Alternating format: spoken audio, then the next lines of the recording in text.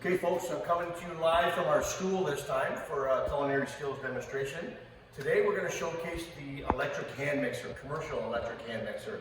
In our culinary kitchen here, our chef is very fortunate, Chef St. Marie. He has 3 of these in our kitchen. So I'm just going to talk about the basic safety pointers when it comes to using a mixer of this size and some of the different uses that it will do for us.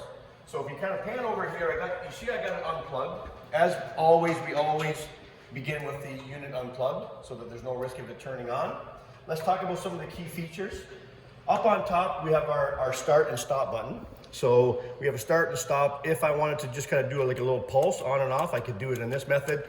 If I want it to stay on for a certain amount of time, I can set it to however many minutes that I want to beat it or whip it or mix it for, and then just walk away and let it kind of run its course. So we'll get to that in a minute. You see that I have the mixing bowl down below. It's already intact.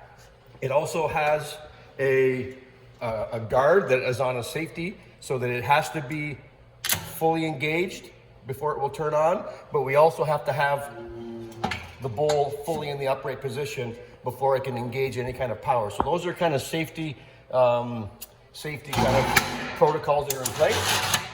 So what I'll do is I will show you I'll just insert a mixer. This is just a paddle mixer, okay? So when this guy goes to go on, we just kind of put him on and then just kind of turn it kind of counterclockwise, get it in the lock position. So I'm in the lock position now. I could engage the power at this point because my beater is in, or my mixer is in.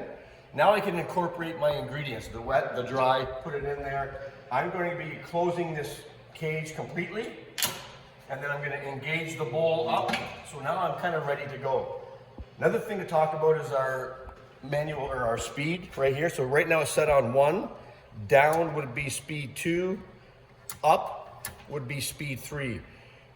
The students need to understand that they cannot switch from 1 to 2 to 3 without stopping the power first, because it doesn't, the machine, we risk running some damage to the machinery. So make sure the machine is fully stopped before we switch to 1, 2, or speed 3. I'm going to leave it on speed 1 to start with. So now that I got the power on, if I wanted to pulse it at this point, I could just kind of pulse it slowly to get it going. Okay, so that's just a slow pulse, on and off. I don't need to hit the stop button because in this mode, as soon as I take my finger off, it stops.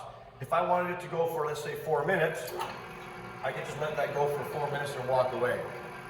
If I came back to that point, I would hit stop. If I wanted to increase the speed, I would then now wait for it to stop, go down to speed 2.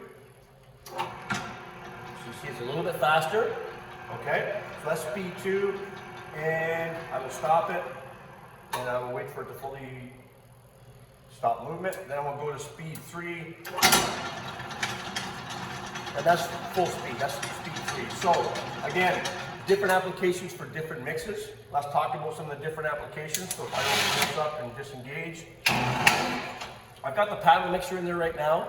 That paddle mixer really is for some cake doughs, you could use it for like you could use mashed potatoes in here. You could do some different types of batters that require mixing. Back here I also have the whisk. So again, big whisk compared to the hand whisk. If we're doing things that need to incorporate air, like a meringue or certain icings kind of thing, we might want to whip them to incorporate some air, we would use this whisk. And we've got the dough hook.